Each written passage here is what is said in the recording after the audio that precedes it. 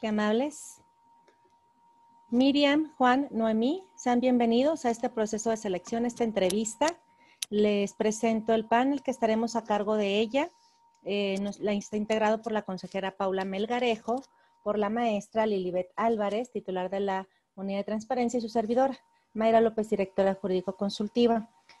La entrevista va a durar 20 minutos por máximo. Cada uno de nosotras les vamos a hacer una pregunta relacionada con una competencia distinta.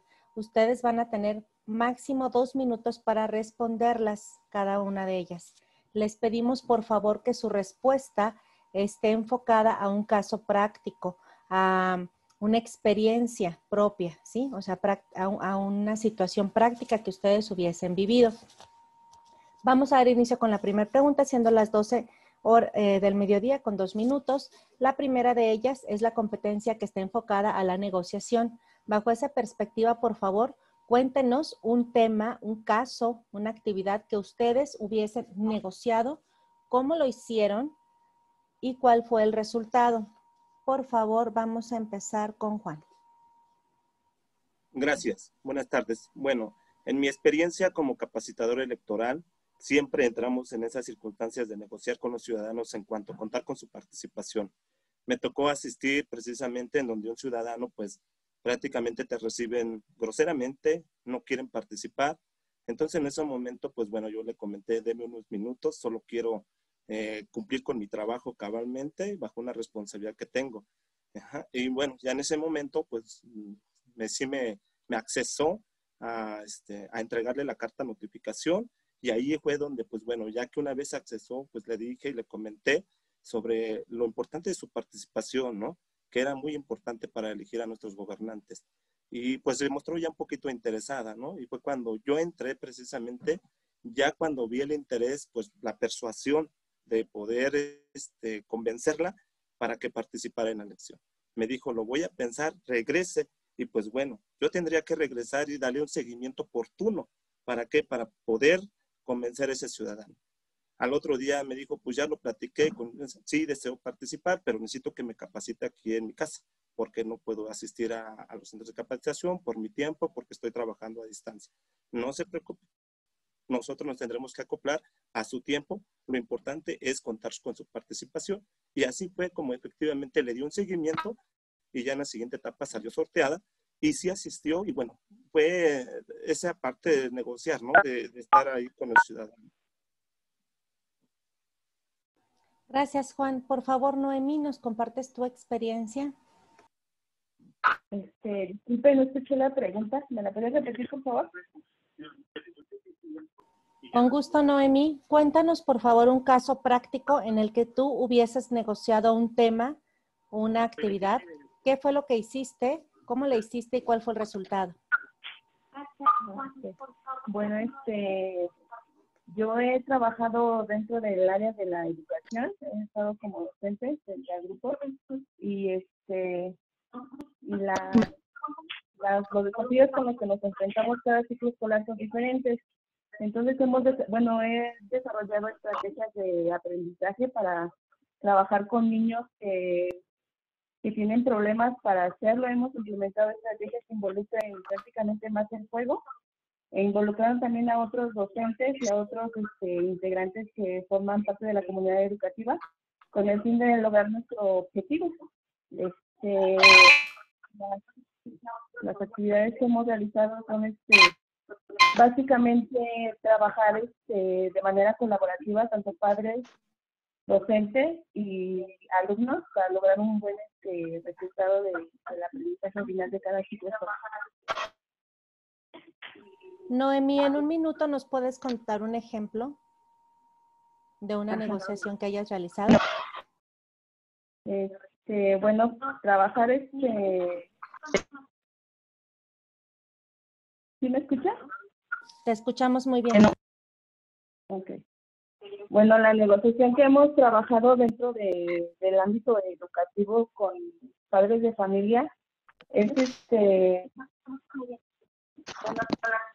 bueno, hemos trabajado con padres de familia. Bueno, A lo mejor, perdón, a lo mejor si Sí. cierra su micrófono de la pantalla. El de la pantalla, Noemí, ciérralo, por favor. Gracias. Continúa, Noemí. ¿Ya no hace interferencia? Ya no, ya te escuchamos bien. Ya.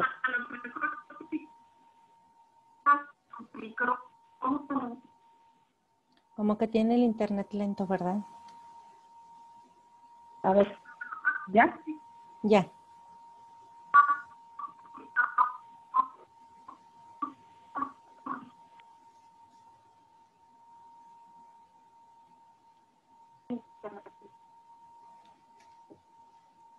Se corta la comunicación, Noemí. No te escuchamos por teléfono.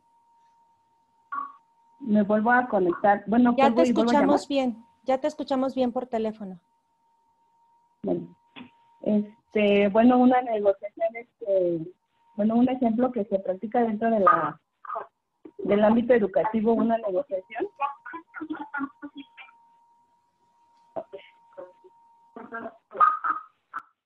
¿Sí? ¿Sí me escuchas? Sí te escuchamos, Noemí. Continúa.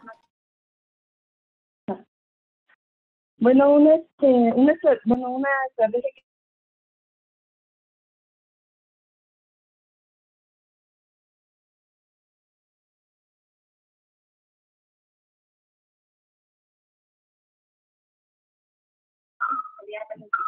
bueno,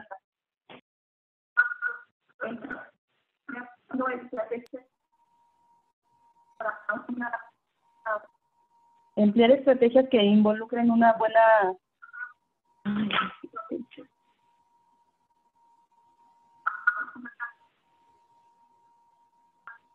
Gracias, Noemí.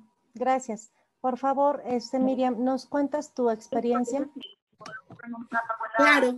La mayor parte de mi vida profesional me he desarrollado en el ámbito de la infraestructura. En ese tenor, para que nosotros podamos introducir infraestructura en una colonia, requerimos de permisos y también de los vistos buenos de los comités vecinales de las colonias a las que vamos a llegar. Un proyecto que teníamos un alto grado de complejidad en el que la licencia no nos era autorizada hasta no tener el visto bueno del comité. Lo que se hizo fue, aparte de mostrar información y documentar a la gente respecto a las obras que se iban a llevar a cabo, fue hasta cierto punto garantizarles que dentro de estas obras de mejora que se iban a hacer, pues la colonia y los vecinos se iban a ver beneficiados. Digamos que en este tema de negociar, pues es un ganar-ganar.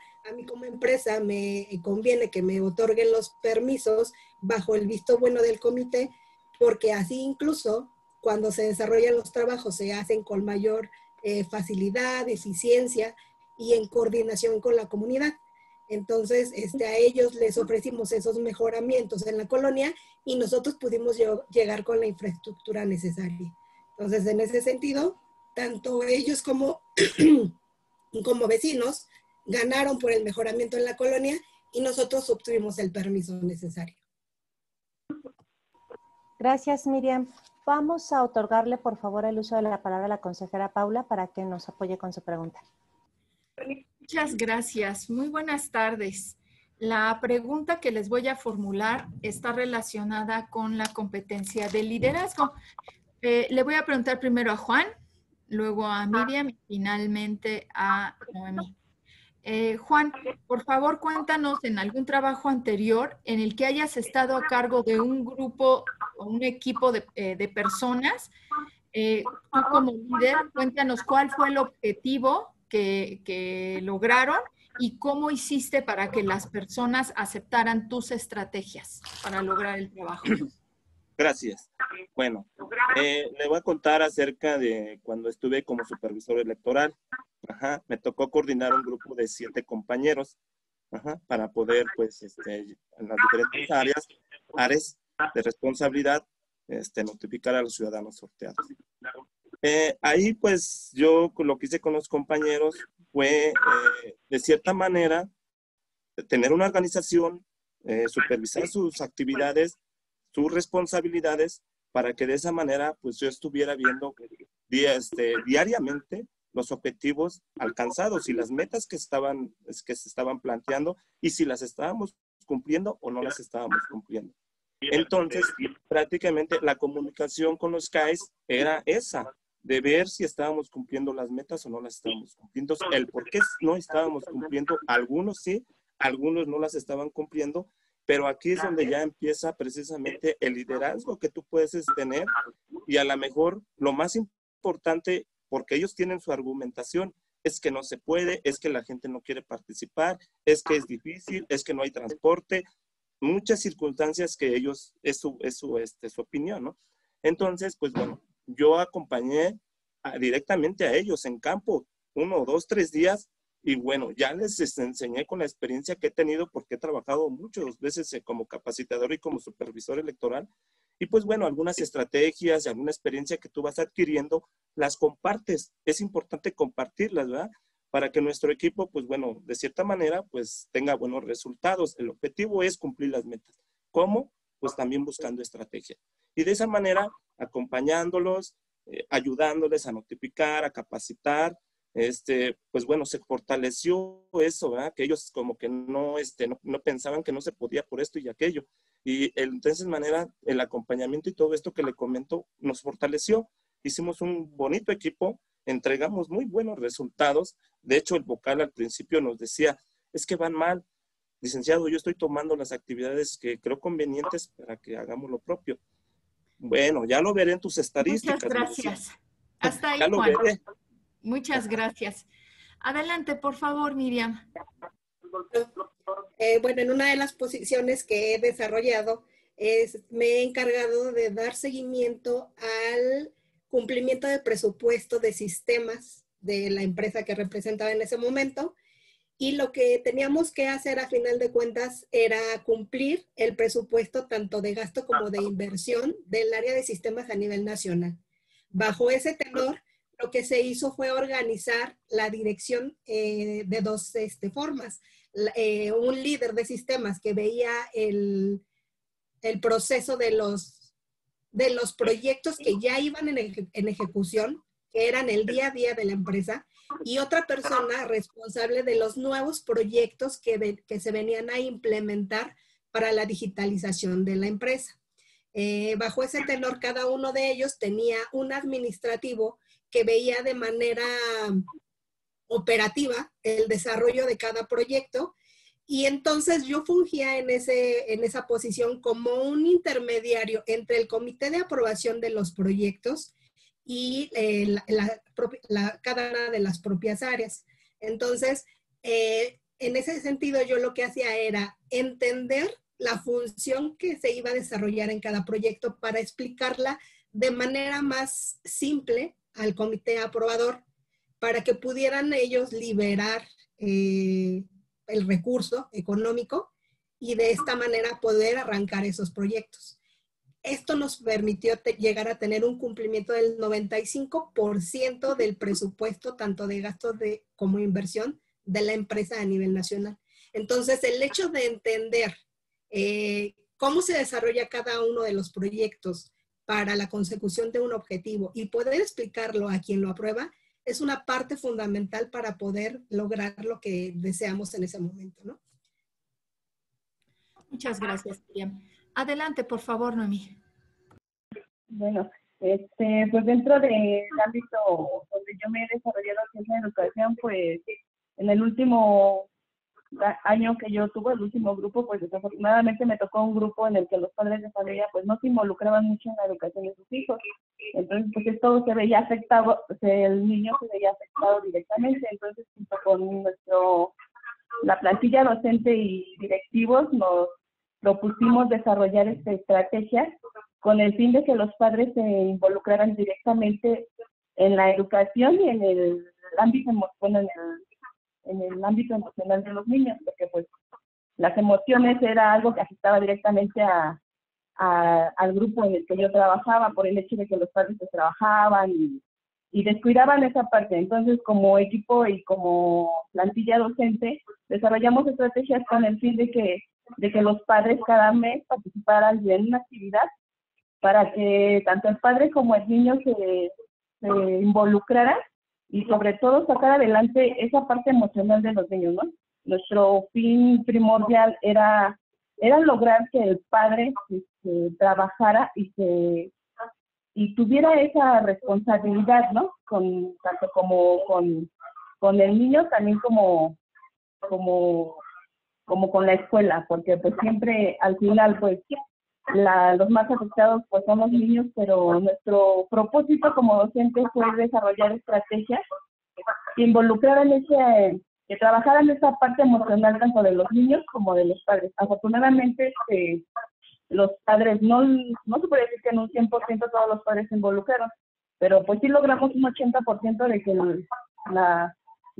padres de familia trabajaran y se involucraran en esta parte emocional de los niños, para que al final los alumnos sacaran un buen resultado al final del ciclo escolar. Muchas gracias, Noemí. Eso sería todo de mi parte, maestra Lilibet. Gracias, consejera Paula. Por favor, maestra Lilibet, nos apoya con su pregunta. Sí, muchas gracias, maestra. Mira, a ver, iniciaría contigo, por favor, Juan. Para poder identificar la manera en cómo toman una decisión y tu orientación a resultados, por favor, compártanos una situación en donde hayan tenido que tomar una decisión en el ámbito laboral y cuál fue el resultado, qué decisión fue y cuál fue el resultado obtenido, por favor.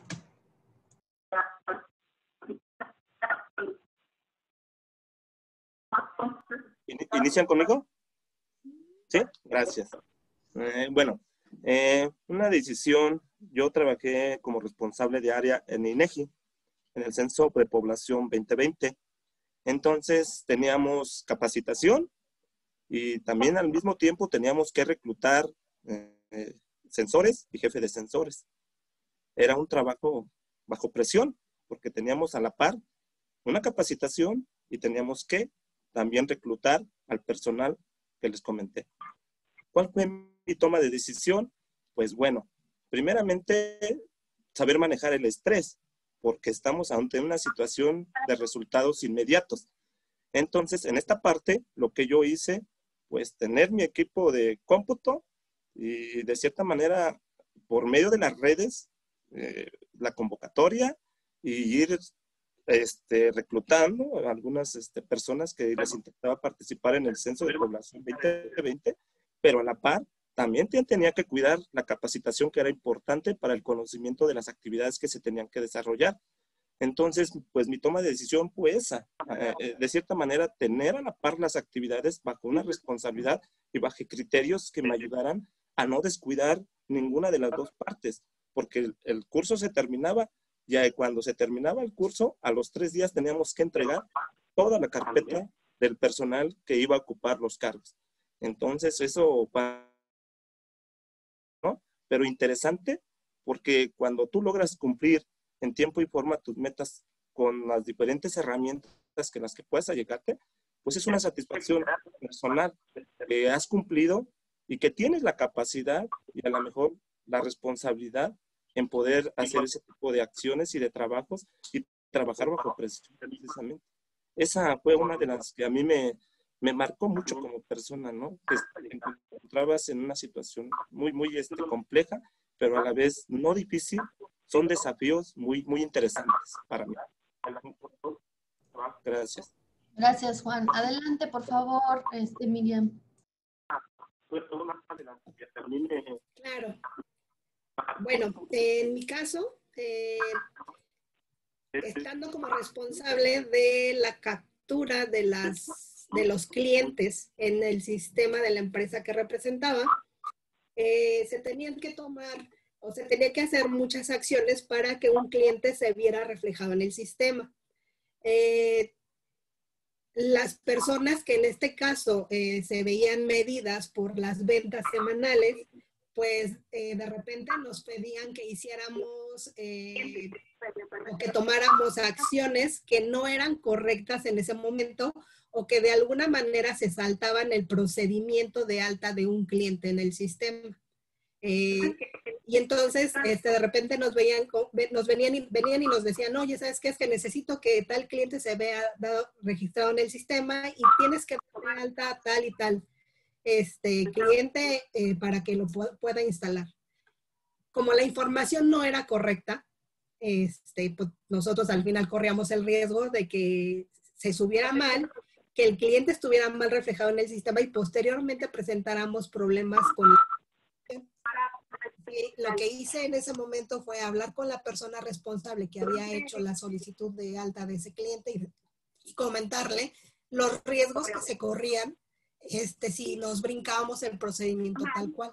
Entonces, lo que se procedió fue hacer una verificación en campo para rectificar que la información era correcta y en ese momento sí proceder a la alta del cliente. Nos tomó 6 horas más. Al final sí se pudo dar de alta al cliente, pero la persona que solicitaba que se diera de alta entendió el por qué no podíamos darlo de alta en ese momento.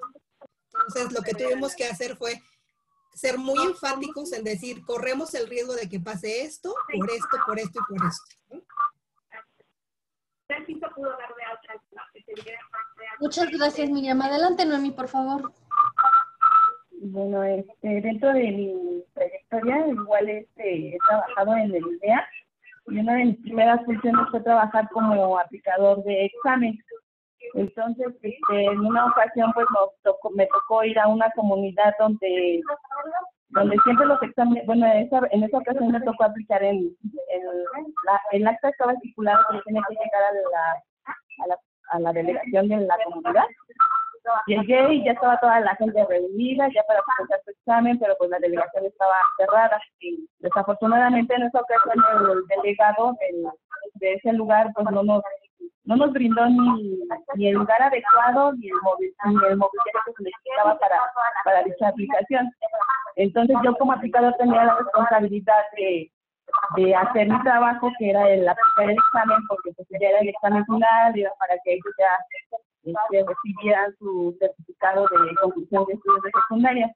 Entonces pues tomé la decisión de aplicar el examen en un área que estaba ahí cerca, que era un jardín y pues no estaba permitido por el hecho de que no podía haber más gente involucrada al momento de aplicarse, pero pues yo le hablé a mis superiores y les expliqué la situación que estaba pasando y pues afortunadamente me dijo que si la comunidad estaba de acuerdo y yo levantaba el acta en el que ellos firmaban y autorizaban que el examen se aplicara en dicho lugar, que así fuera. Y pues sí, así lo hice, lo tuve que hacer porque pues ya habíamos esperado mucho tiempo, de por sí la aplicación pues era a las 5 de la tarde, hicimos 1 hora y nada, el delegado se la habló, nunca contestó, pues mi decisión fue aplicar el examen bajo las circunstancias, bajo esas circunstancias.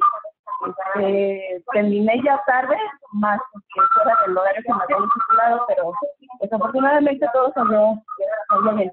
Se aplicó el examen y pues las personas que presentaron el examen pues se fueron contentas porque pues era un documento que sí les exigía tener y pues esa fue la decisión que tomé.